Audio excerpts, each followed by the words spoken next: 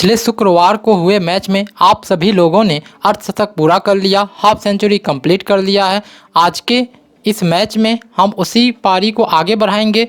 जी हाँ, जब आईपीएल चल रहा है तो जाहिर सी बात है इस वीडियो पर भी उसका कुछ न कुछ असर दिखाई देगा। एक बार फिर से आप सभी का स्वागत है अपने यूट्यूब चैनल फिजिक्स ज़िंदगी पर। पिछले वीडियो में 50 नंबर क्वेश्चन तक कंप्लीट कर लिया गया है। आज के इस वीडियो में हम बात करेंगे 51 नंबर क्वेश्चन से, यानी कि आज के इस वीडियो हम आगे की पारी को कंटिन्यू करेंगे। रूल्स और रेगुलेशन हर बार की तरह इस बार भी सेम है। आपको हर क्वेश्चन के लिए 5 सेकेंड का समय दिया जाएगा। कुल 10 प्रश्न रहेंगे, कुल 10 क्वेश्चन होंगे जिन पे हर एक क्वेश्चन के लिए 5-5 सेकेंड का समय रहेगा और आपको उसी टाइम के अंदर आंसर को कमेंट करना है। तो चलिए शुरू करते हैं। बने रहिएगा अपने इस यूट्यूब चैनल फिजिक्स ज़िंदगी पर शुरू से लेके अंत तक।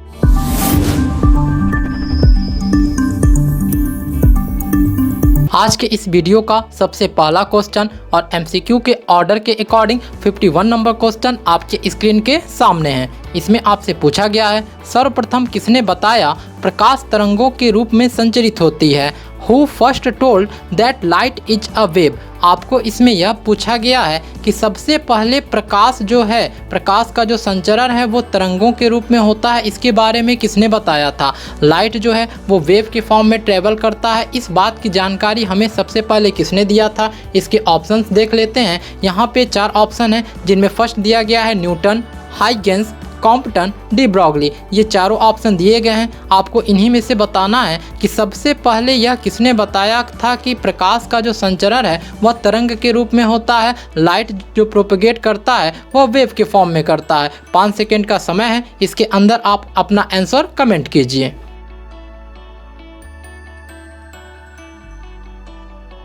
क्वेश्चन नंबर 51 का जो करेक्ट ऑप्शन होगा वो होगा ऑप्शन नंबर बी, हाइगेंस। अर्थात हाइगेंस ने ही सबसे पहले हमें बताया था कि प्रकाश जो है वह तरंग के रूप में संचरित होती है, लाइट जो है वो प्रोपेगेट करती है वेव के फॉर्म में। ये आपको मिलेगा क्लास 12 के फिजिक्स में। जब आप पढ़ेंगे वेव नेचर ऑफ लाइट तब वहाँ पर आपको यह बताया जाएगा कि हाइगेंस ने किस तरीके से यह बताया था कि प्रकाश जो है वह तरंग के रूप में संचरित होती है। ये आपका जब क्लास 12 का वेव नेचर ऑफ लाइट आएगा तब आपको इसमें पूरा डिटेल में बताया जाएगा। रिफ्लेक्शन रिफ्रैक्शन इसकी सहायता से प्रूव भी किया जाएगा। अब हम बढ़ते हैं अपने अगले प्रश्न की तरफ। इसमें पूछा गया है कि प्रकृति में सबसे ताकतवर बल कौन सा है? Which is strongest force in nature? आपको इसके लिए 4 ऑप्शन दिए गए हैं जो कि आप स्क्रीन पर देख सकते हैं। घर्षण बल, फ्रिक्शनल फोर्स, परमाणु बल, एटॉमिक फोर्स, स्प्रिंग बल, स्प्रिंग फोर्स, गुरुत्वाकर्षण बल, ग्रेविटेशनल फोर्स। इन्हीं चारों में से आपको ये बताना है कि जो नेचर में जो फोर्स पाए जा रहे हैं उसमें सबसे स्ट्रॉन्गेस्ट फोर्स कौन है? इन चारों में से सबसे प्रबल बल, सबसे ताकतवर बल कौन है जो इन ऑप्शन दिए गए हैं इनमें से? जल्दी से इसका आंसर कमेंट कीजिए।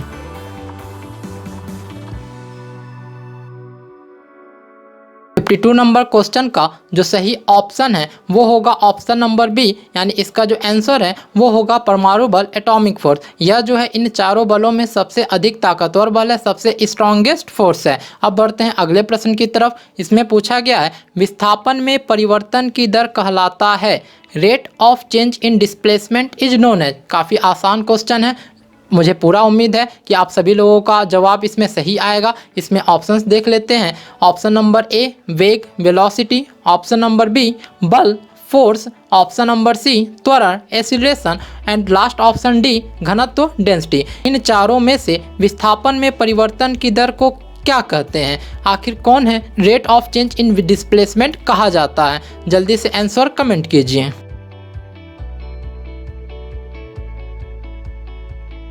कई लोगों के आंसर कमेंट में आ गए हैं।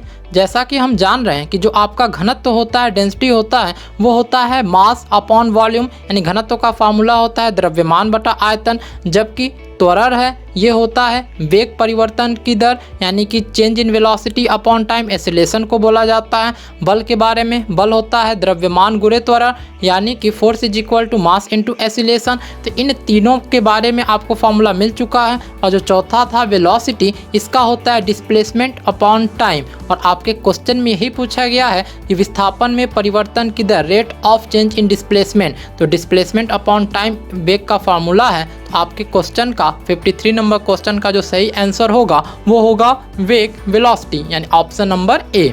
अब आपके स्क्रीन के सामने 54 नंबर क्वेश्चन है। इसमें कहा गया है सामान्य मानव नेत्र का दूर बिंदु है far point for normal human आई। अगर आप जानते हैं कि फार पॉइंट क्या होता है, दूर बिंदु क्या होता है, तो अच्छी बात है। किसी भी सामान्य मानव नेत्र यानी कि ऐसा मानव नेत्र जो इसमें कोई बीमारी ना हो, किसी भी तरह का कोई दोष ना हो, उस तरह के मानव नेत्र का जो ह्यूमन आई है उसका दूर बिंदु क्या होता है। कहने का सीधा सा मतलब है कि वह अधिकतम कितनी दूर तक देख सकता है। दूर बिंदु का यही मतलब होता है कि एक सामान्य मानव नेत्र अधिक से अधिक कहाँ तक देख सकता है। इसके ऑप्शंस देख लेते हैं। इसमें दिया गया है 35 मिलीमीटर, इनफाइनाइट अनंत, 35 मीटर, 45 मीटर। तो आपको यही बताना है कि एक सामान्य मानव नेत्र, एक नॉर्मल ह्यूमन आई आखिर अधिकतम ज़्यादा से ज़्यादा कहाँ तक देख सकता है।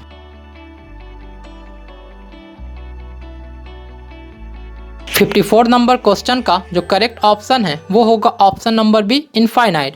एक सामान्य मानव नेत्र के लिए जो दूर बिंदु होता है वो अनंत तक होता है। नॉर्मल ह्यूमन आई के लिए फार पॉइंट जो है वो इनफाइनाइट होता है। मूव करते हैं हम अपने अगले प्रश्न की तरफ। इसमें है 55 नंबर क्वेश्चन में सामान्य मानव नेत्र का निकट बिंदु है। पिछले क्वेश्चन में दूर बिंदु पूछा गया था, इस बार पूछा गया है निकट बिंदु।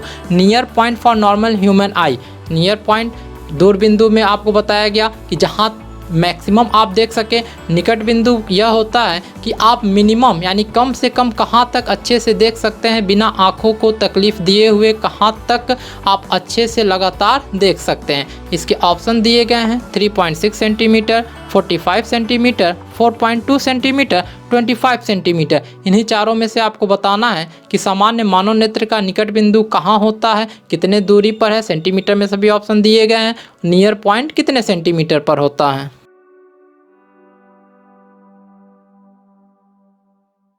आपने यह जरूर पढ़ा होगा स्पष्ट दृष्टि की न्यूनतम दूरी, least distance of distinct vision. इसमें आपको बताया जाता है कि एक जो सामान्य मानव नेत्र है उसके लिए निकट बिंदु जो है वो 25 सेंटीमीटर पे होता है। नियर पॉइंट जो है वो 25 सेंटीमीटर होता है। यानी 25 सेंटीमीटर तक अगर आप देखना शुरू कर रहे हैं कम से कम, तो वहाँ आपके आंखों पे कोई समस्या नहीं है। अगर उससे वैल्यू कम करेंगे, 25 सेंटीमीटर से अंदर अगर कम करेंगे, तो वहाँ आप लगातार देखेंगे तो कुछ ना कुछ समस्या होगा। आप लगातार एकदम सामान्य रूप से नहीं देख पाएंगे। आंखों में पानी आना, किसी न किसी तरह का समस्या हो जाएगा। भले आप उससे कम में रख के पढ़ लें, मगर लगातार आप उससे कम में रख के नहीं पढ़ पाएंगे। आंखों को कोई ना कोई तकलीफ होना शुरू हो जाएगा। 56 नंबर क्वेश्चन, लोहे की सुई का पानी की सतह पर तैरना किसका उदाहरण है। Floating of needle on surface of water is an example of. आप जानते हैं कि अगर किसी छोटे से पतले लोहे की सुई को पानी के सतह पर रखा जाए तो वो तैरने लगती है डूबने की बजाय।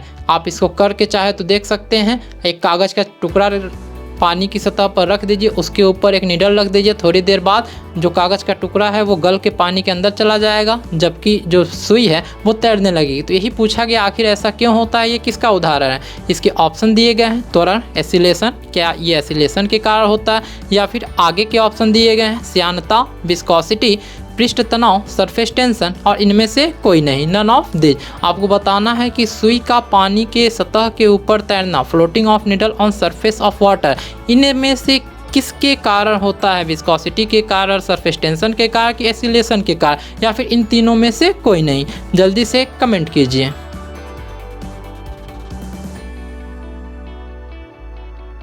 56 नंबर क्वेश्चन का जो सही ऑप्शन है वो है ऑप्शन नंबर सी, पृष्ठ तनाव, सरफेस टेंशन।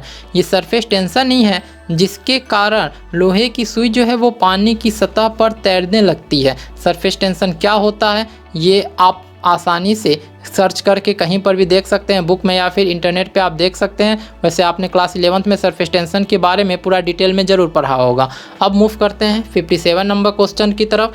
इसमें पूछा गया है मानव शरीर का सामान्य ताप होता है normal temperature of human body. जाहिर सी बात है ये एकदम जनरल क्वेश्चन है। जब आपको बुखार होता है तो उसी टेम्परेचर के अकॉर्डिंग हम चेक करते हैं कि कितना ज़्यादा टेम्परेचर हो गया है, कि बुखार हो गया है, फीवर हो गया है। ऑप्शन इसमें दिए गए हैं 79.8 degree Fahrenheit, 82.1 degree Fahrenheit, 98.6 degree Fahrenheit, 93.6 degree Fahrenheit. आपको इन्हीं में से बताना है कि एक सामान्य मानव शरीर के लिए कितना नॉर्मल टेम्परेचर होगा, सामान्य ताप कितना होगा। सभी वैल्यू फ़ारेनहाइट में दिए गए हैं।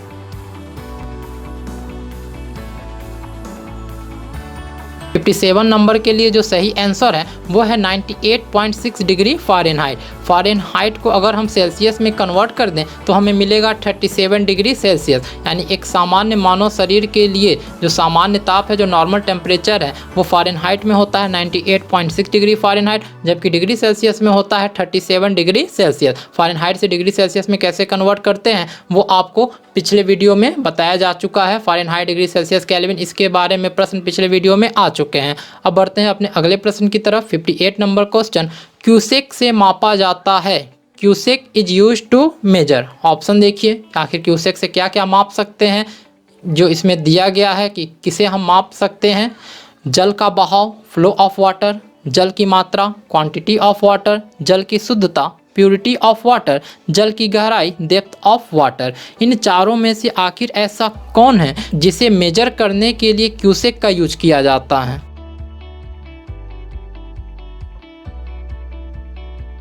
इन चारों ऑप्शन में अगर हम सबसे लास्ट ऑप्शन डी की बात करें, जल की गहराई, डेप्थ ऑफ वाटर, तो इसे मेजर करने के लिए हम इस्तेमाल करते हैं फैथोमीटर का। ये इससे प्रीवियस जो 50 क्वेश्चन तक कराए गए हैं उसमें कहीं ना कहीं ये भी क्वेश्चन आ चुका है फैथोमीटर से रिलेटेड। और जो ऑप्शन नंबर सी है, जल की शुद्धता, प्योरिटी ऑफ वाटर, इसको मेजर करने के लिए हम इस्तेमाल करते हैं TDS मीटर का या फिर pH स्केल का भी। pH पैमाने से भी हम आसानी से बता सकते हैं कि कोई जो वाटर है वह प्योर है कि नहीं है। pH स्केल पे आप जानते हैं 1 से लेकर 14 तक होता है। एसिड, बेस और जो न्यूट्रल पॉइंट है उसी के बेस पे हम इसको भी बता सकते हैं। जो आपका ऑप्शन नंबर बी है, जल की मात्रा, क्वांटिटी ऑफ वाटर, इसको मेजर करने के लिए हम इस्तेमाल करते हैं सबमर्सिबल प्रेशर ट्रांसड्यूसर। इसकी सहायता से हम बताते हैं। 3 ऑप्शन तो हो चुके, तो जो बचा आपका ऑप्शन नंबर ए, वही होगा 58 नंबर क्वेश्चन का करेक्ट ऑप्शन। जल का बहाव, फ्लो ऑफ वाटर, क्यूसेक का इस्तेमाल किया जाता है जल के बहाव को मेजर करने के लिए, फ्लो ऑफ वाटर को मेजर करने के लिए। आज के वीडियो का सेकेंड लास्ट क्वेश्चन यानी 59 number question,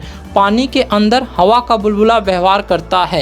N air bubble inside water behaves like. आखिर पानी के अंदर जो हवा का बुलबुला बनता है वो किसकी तरह व्यवहार करता है। चलिए ऑप्शन देख लेते हैं। समतल दर्पण, प्लेन मिरर, समतल लेंस, प्लेन लेंस, अवतल लेंस, कॉनकेव लेंस, उत्तल लेंस, कॉन्वेक्स लेंस। आपको इन्हीं चारों में से सही ऑप्शन सेलेक्ट करके बताना है कि पानी के अंदर अगर हवा का बुलबुला हो, एक एयर बबल हो वाटर के अंदर, तो वो किसकी तरह बिहेव करेगा। जल्दी से अपना आंसर कमेंट करके बताइए।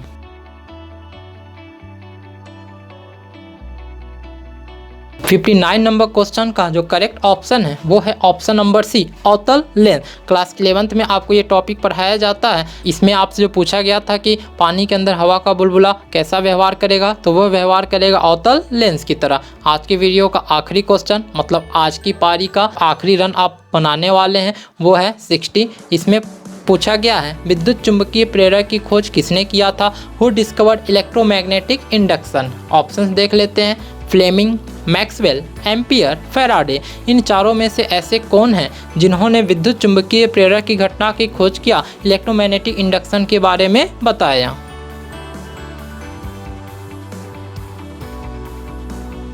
60 नंबर क्वेश्चन का जो करेक्ट ऑप्शन है वो है option number D, Faraday. Faraday ने ही विद्युत चुंबकीय प्रेरक के सिद्धांत के बारे में बताया था। आप इसके बारे में क्लास 12th में भी पढ़ेंगे। फैराडे का विद्युत चुंबकीय प्रेरक सिद्धांत, Faraday law of electromagnetic induction. तो आज का वीडियो यहीं पर समाप्त होता है। अब हम फिर अगले फ्राइडे को होने वाले मैच में फिर से मिलेंगे एक और नए वीडियो के साथ। उस पारी में हम और ज़्यादा रन बनाएंगे, हम भी बनाएंगे और आप भी बनाएंगे। तो मिलते हैं अपने नेक्स्ट वीडियो में। अगर आपने अभी तक हमारे चैनल को सब्सक्राइब नहीं किया है तो नीचे दिए गए लाल बटन पे क्लिक करके उसे सब्सक्राइब कर लें और साथ ही साथ नोटिफिकेशन बेल को दबाकर उसमें ऑल ऑप्शन को भी सेलेक्ट कर लें, जिससे हमारे आने वाली वीडियोस की नोटिफिकेशन सबसे पहले आपको मिल सके। और साथ ही